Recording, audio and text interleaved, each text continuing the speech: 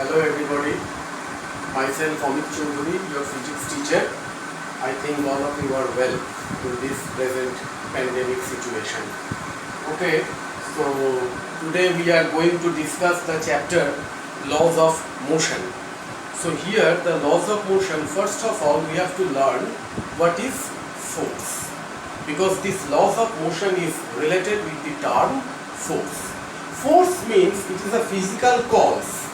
Force is a physical cause which tends to change or it changes the inertia of motion. That means either it can change the state of rest or it can change the state of motion, as well as it can change the dimension of the object. That means it can change the shape or size of the object. So what is force? Force is a physical cause which actually, so what is force? Force either change the dimension, change the state of motion, state of inertia. It's better to say state of inertia. That means either it can change the state of rest or it can change the state of motion, or it can change the dimension of the object. Dimension of the object means it can change the size or the shape of the object. You are familiar with this term, the change of state of rest or motion. Say for example, in a football ground, that the ball is placed on the ground, it is in the state of rest. Now if you kick the ball, then the ball is in the motion. Or in a cricket, the bowler bowls the ball and the batsman hits the ball. So by hitting the ball, it can change the direction of the motion of the ball. Or in football also, say a player trapped the ball on his chest.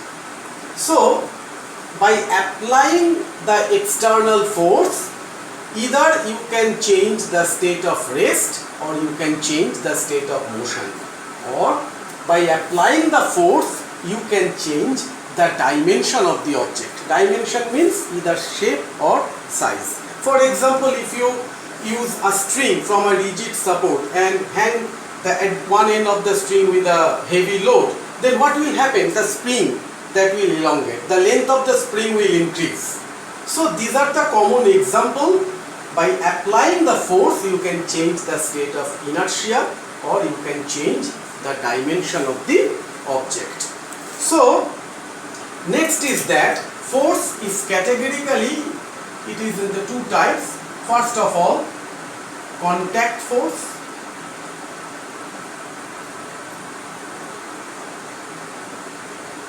and another one is non-contact.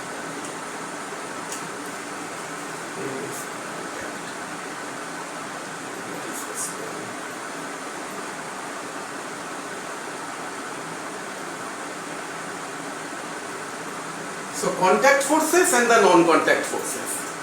So non-contact forces, you are familiar with the non-contact forces, say the gravitational force or the force of gravity. Gravitational force, say the magnetic force. These are the examples of non-contact forces, etc. These are the examples where there is no direct contact with the body or with the object. That means if you say this, that cap of the pen, due to the force of gravity, it falls freely on the tabletop. So, or if you place some iron nails in front of a magnet, so the magnet will attract this iron nail towards its poles. So these are there is no such direct contact. So this is the examples of non-contact force. And the contact force means where there is actually physically contact is there. And for example, this contact force, first of all, say the frictional force. Next is that the normal reaction force.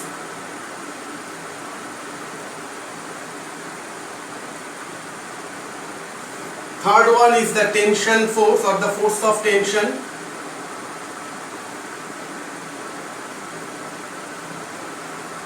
And the fourth one, force exerted by the spring.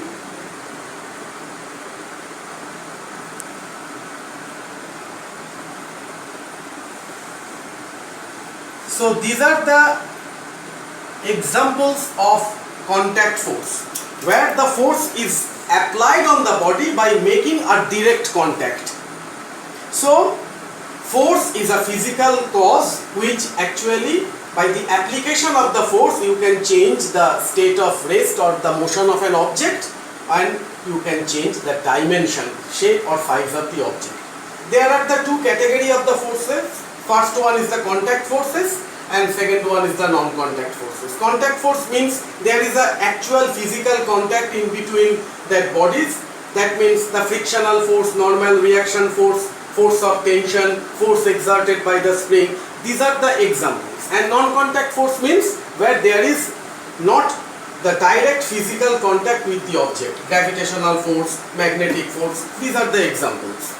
So we are going to discuss individually that frictional force, normal reaction force, force of tension, force exerted by the spring, etc. I think you can understood all these things. So let's discuss the next part.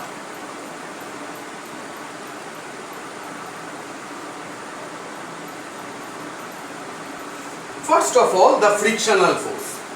So consider it is a tabletop.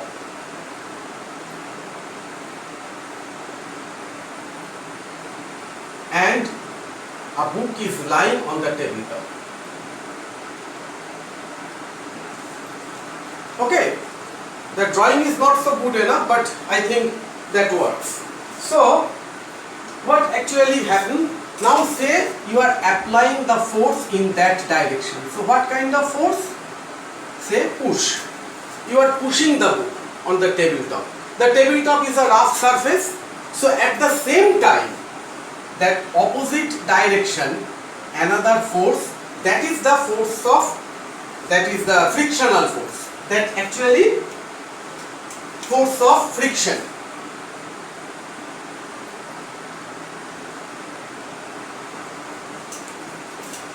So if you place a book on the tabletop is a rough surface, so if you push the book in that direction, you see the direction.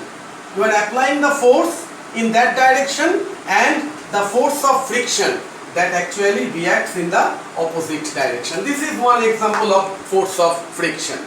Next one is that the normal reaction force.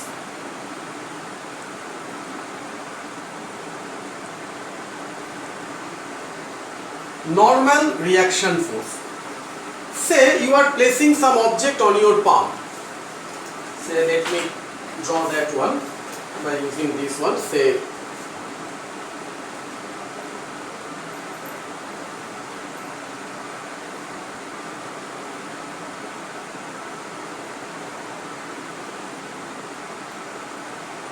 a cube, whatever. So it is placed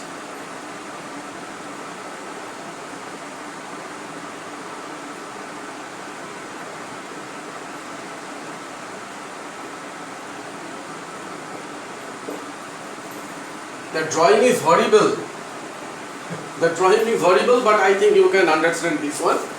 Now you are placing any object on your palm. So what actually happened? That say it's a block. Now due to the weight of the block,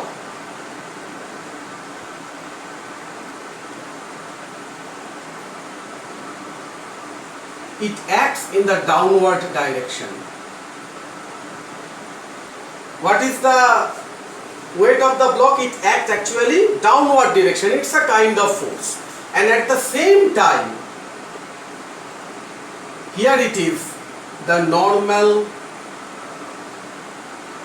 reaction force. This normal reaction force, it acts in the upward direction.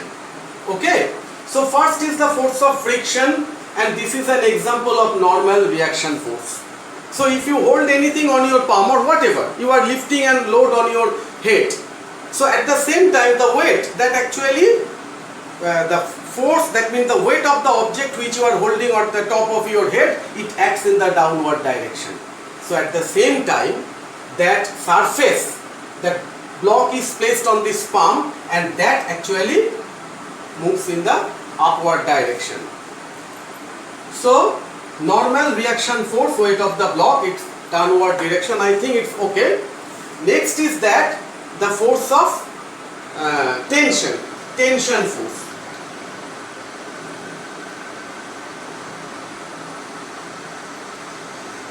Force of tension.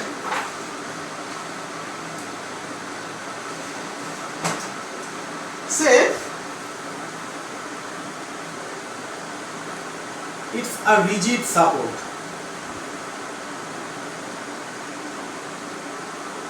And from that rigid support, by using a string, you place an object here. Okay? So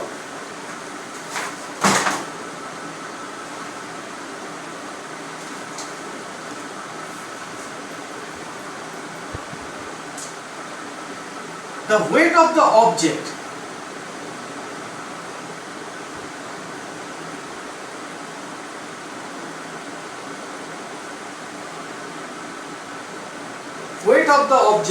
it acts in the downward direction.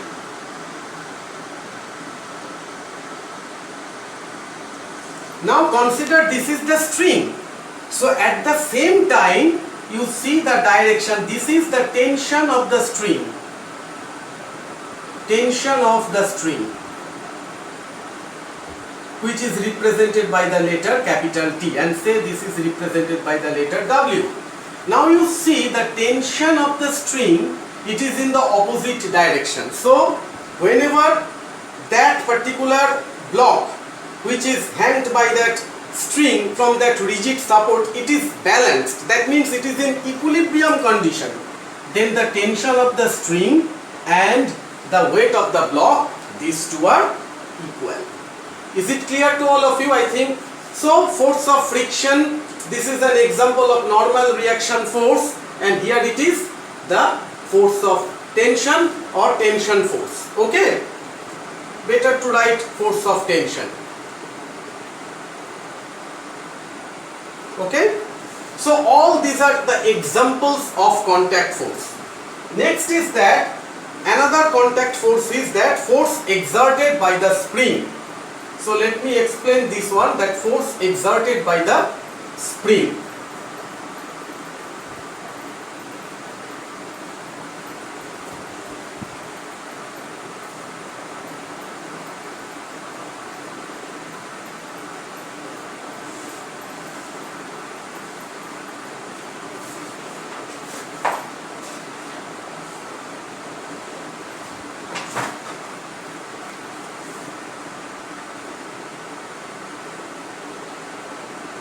Consider this is a support.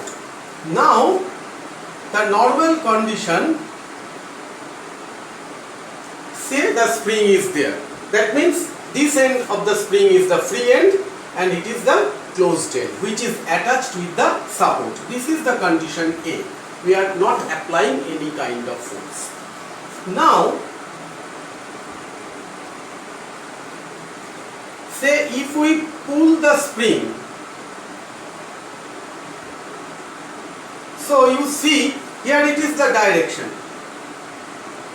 If you pull the spring, so the elongation of the or the length of the spring will increase, isn't it? So at the same time, in the opposite direction, another force acts on the spring which is termed as the restoring force. And the direction of this restoring force is in the opposite direction of that applying force. Pull. Consider another case. For the same spring, you just push the spring, that means compressed the spring.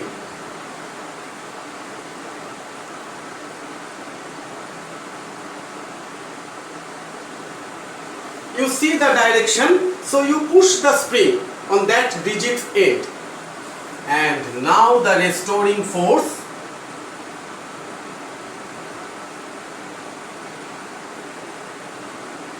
this acts in the opposite direction. So this is the normal condition where no force is applying on the spring. Now you pull the spring, so the restoring force acts in the reverse direction. And the reverse thing happens if you push the spring towards the wall, then the restoring force that acts in the opposite direction. So these four, that means the frictional force, normal reaction force, force of tension, and the force exerted by the spring, these are the common examples of different kinds of the contact force. Okay? So thank you.